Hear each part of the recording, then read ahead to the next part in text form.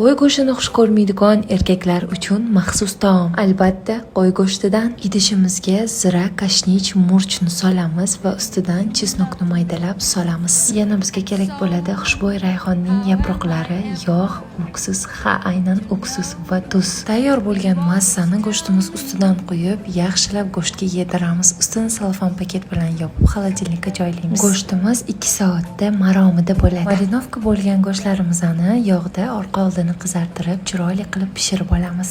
Ko'rib turganingizdek, go'shtlarimiz pishmasidan yumshoqqina bo'lib turibdi. Go'sht qovurgan yog'imizni sitadan o'tkazib, ichidagi ziravorlardan xalos etamiz va qozonga yog'ni solib, ustidan go'sht hamda qora choyni solib dimlab qo'yamiz. Uyimizda Kirbola Livratitala Lux kapsulasida hamma kirlarni ovqat pishguniga qadar yuvib oldim. Uyimizdan shirin go'sht va tozalik ifori kelib turibdi. Go'sht 4 soat ichida so'ygidan go'shtlari ajrab ketadigan darajada yumshoq bo'lib pishib chiqdi. Odatda erkaklar qo'y go'shtini iforidan biladi, lekin bu usul bilan tayyorlangan go'shtdan hech qanday qo'yning ifori kelmaydi.